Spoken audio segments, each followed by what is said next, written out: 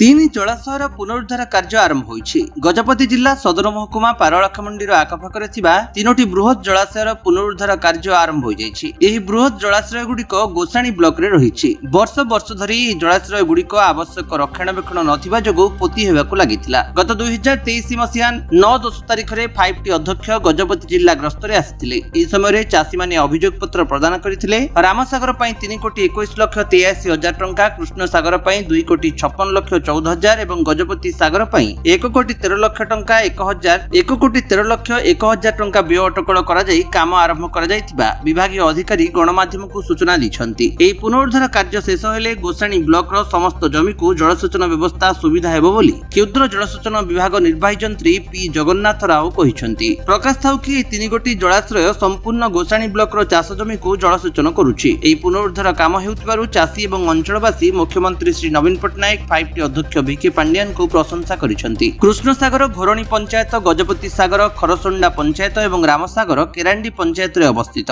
महाराजा कृष्णचंद्र गजपति नारायण देव सेतेबेले कृषकक स्वार्थ दृष्टि राजकोषरु अर्थ व्यवहार करी जलसेचन व्यवस्था पई ए सागर गुड़िक खनन करथिले। ए जलाश्रय गुड़िक केनाल जोगे संयोगीकरण व्यवस्था मध्य करा जायछि। कृष्ण सागर आयतन अनुसार 1984 हेक्टर चाष जमी को जलसेचित करुथुवा बेले रामसागर 3066 हेक्टर एवं गजपति सागर 311 हेक्टर चाष जमी को जलसेचित करे। तेबे पुनरुद्धार कार्य हेबा फल चाषी मानक मध्य आशा संचार होइछि।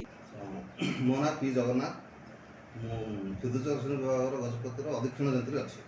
कौन कहबे एबे सागर पुनरुद्धार कार्य चली तीनोटी सागर या कौन कह?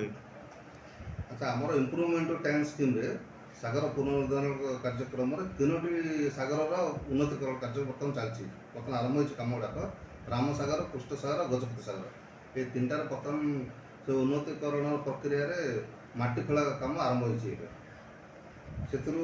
आमर रामसागर पाई एग्रीमेंट 3,21,00,000 टंकार 3,21,83,000 टंकार एग्रीमेंट कॉस्ट अच्छी तार रामसागर। कृष्ण सागर 2,56,00,000 टंकार एग्रीमेंट कॉस्ट अच्छे। गजपति सागर 1,13,00,000 टंकार एग्रीमेंट कॉस्ट अच्छे। आमर यथाशीघ्र कामटा को जिते पार्टे जल्दी सारे चेष्टा कर। यार आयकट हूँ रामसागर आयकट हूँ 306 हेक्टर जलसेचित अंचल। कृष्ण सागर हूँ 1984 हेक्टर और गजपति सागर हूँ 311 हेक्टर।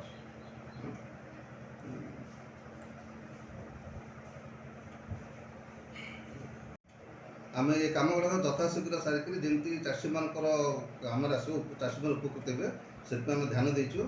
ये कम जिते जल्दी हम से जल्दी सारे चेष्टा कर। सर आप परिचयटा? सुजनाथ पटनायक, सभापति गजपति जिला कृषक संघ। कौन कहे सागर गुड़िक पुनरुद्धार कार्य चली द्वारा चाषी जलाशयर उत्स वृद्धि हम या द्वारा चाषी उपकृत या कौन कहे? देखो गजपति जिला कथा कहवाक गले दीर्घ दिन है चाषी आवश्यक था जे गजपति जिलार समस्त 7टी सागर उद्धार करने चाषी आंदोलन करुले कि दाबी जनाऊे सरकार पाखे। गत वर्ष जितेबाला माननीय 5टी सचिव गजपति जिला गस्तर आसीते से समय कृषक संगठन आरंभ कर विभिन्न चाषी संगठन मान दाबी उपस्थापन करते।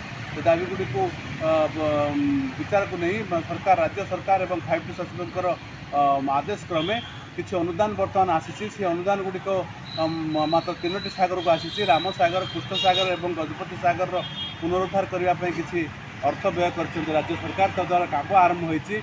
ये काम हेबा द्वारा जो सागर गुड़िकर जो माटी पटु जमिक जो जलस्तर कमी जाऊला कि जलधारण क्षमता कमी जाता जलधारण क्षमता बढ़ो एवं आगामी दिन में अधिक पानी रहा माने चाषी चाष कार्य उपयोग हम बोली आशा करुँची।